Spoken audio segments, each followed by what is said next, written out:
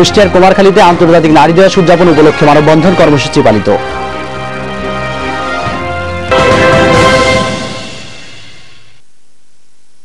আসসালামু আলাইকুম। বিজয় বার্তায় আমন্ত্রণ জানাচ্ছি, আমি রাকিব উদ্দিন শামীম। শুনছিলেন শিরোনাম, এবারে বিস্তারিত। আগামী 8 মার্চ আন্তর্জাতিক নারী দিবস যথাযোগ্য মর্যাদার মধ্য দিয়ে পালনের লক্ষ্যে কুষ্টিয়ার কুমারখালীতে সর্বস্তর মানুষের অংশগ্রহণে পালিত হল মানববন্ধন কর্মসূচি।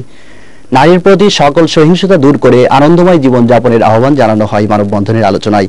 এ সম্পর্কে কুষ্টিয়ার কুমারখালী থেকে আরো জানাচ্ছেন আমাদের সহকর্মী সোহেল হাবিব। নারী পুরুষ সমতায় উন্নয়নের যাত্রা বদলে যাবে বিশ্ব কর্মে নতুন মাত্রা। এই কর্মময় নতুন যাত্রা শুরু হচ্ছে আমাদের আজকের এই দিন থেকে।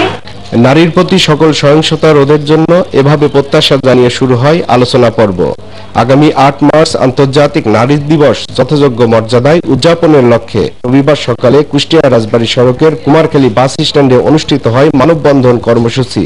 কুমারখালী উপজেলা মহিলা বিষয়ক অফিসের আয়োজনে আলোচনা পর্বে উপজেলা মহিলা বিষয়ক কর্মকর্তা আনিসা আফরোজের সভাপতিত্বে প্রধান অতিথির বক্তব্য রাখেন কুমারখালী উপজেলা নির্বাহী কর্মকর্তা শাহেলা আক্তার।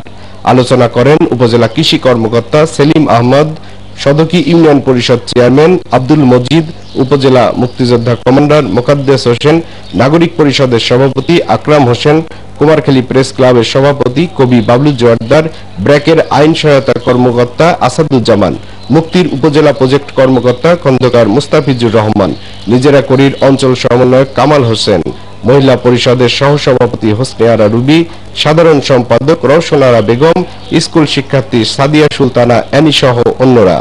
সভায় বক্তারা বলেন, মানব জাতিকে রক্ষা করার জন্য কিন্তু আমাদের নারী পুরুষের সহাবস্থানটা জরুরি। মানববন্ধনের জন্য মুক্তি নারী ও শিশু উন্নয়ন সংস্থার পক্ষ থেকে জানাই আন্তরিক ধন্যবাদ এবং প্রত্যেকের অধিকার সম্পর্কে সচেতন হয়ে নারী তার অধিকার সম্পর্কে সচেতন হবে। বঙ্গবন্ধু কন্যা শেখ হাসিনার সোনার বাংলা করতে আমরা এই নারীদেরকে সম্মান জানাই, যথোপযুক্ত মর্যাদার আসনে অধিষ্ঠিত করি।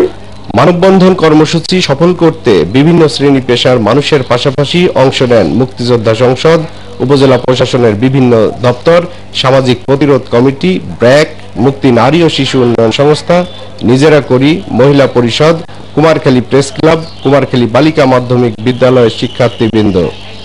কুষ্টিয়ার কুমারখালী থেকে সোহেল হাবিব, বিজয় টিভি।